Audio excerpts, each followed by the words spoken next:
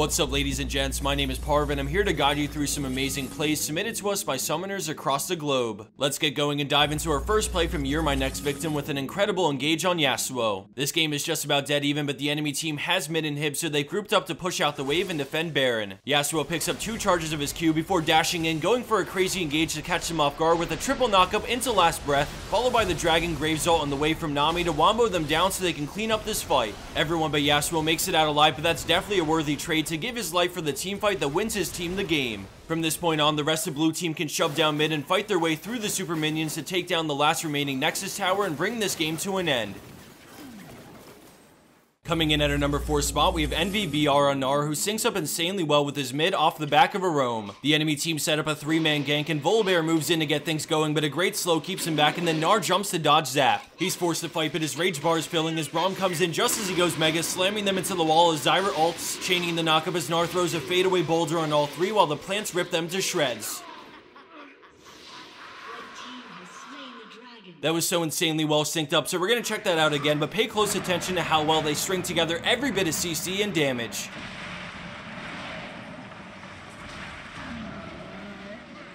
Landing in a 3rd place is Shinigans on Azir, who comes up huge at a mid-game fight for Dragon. He gets there after losing a few teammates, so he decides to play it safe and stay over the wall, trying to zone them away from Graves, but Hecarim ults in, forcing Graves to flash, but then Azir calls on his soldiers with Q to burst him down. At this point, Dragon's getting low, so he quickly pounces with a beautiful drift, flash ulting to crush them instantly, which also nets them Dragon for free. Patience and timing were both key reasons why Azir was able to turn this crucial mid-game fight.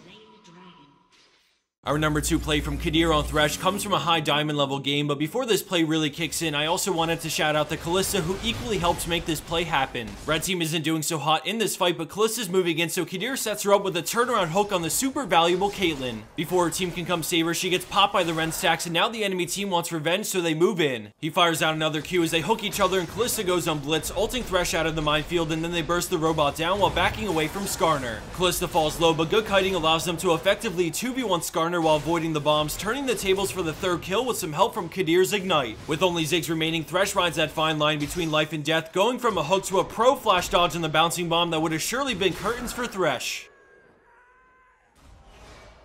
And for our number 1 pro play for this week, we have BTCH Plus on Shaco with a play I wouldn't consider flashy, but for a challenger level game, he definitely makes this look easy. After taking the inhib, he books it because the enemy team's right on his tail, but he has friends coming too. Right as Talon gets close enough, he turns bursting Janna to force Monsoon, and then he has to ult to avoid Lucian as his clone baits Ahri Spirit Rush and Charm while he eats to finish Janna. Ahri chunks Talon even lower, and we see Lee Sin coming in from the jungle, but Shaco simply waits for her to get out and then ease for the kill before deceiving away from Crowstorm to put pressure on Lucian. The enemy team tries to peel back to save their AD carry, but the slow from Red Buff gets him the triple before he goes down. At this point, I'd be mashing Q as hard as I can, and right as he revives, he manages to slip out, but the enemy team spreads apart, and Lee Sin has a feeling he's going to the brush. He puts down a box as Lee Ward jumps to close the gap, but he gets feared as Shaco continues to slowly chip away at his health while keeping out of range of Fiddles. Knowing Lee Sin's Sonic Wave cooldown, he pre-deceives, dodging the Q, but the enemy team still had vision of him, so they know what direction to chase. When he becomes visible again, he puts down another box and fights Lee Sin, waiting for the double fear to kick in, which gives the friendly Nidalee time to freely burst down either one. Fiddles gets taken down as Lee Sin gives it his all, but they both turn and fight him, outracing him to the kill for the ace in favor of blue team as they take the win immediately after.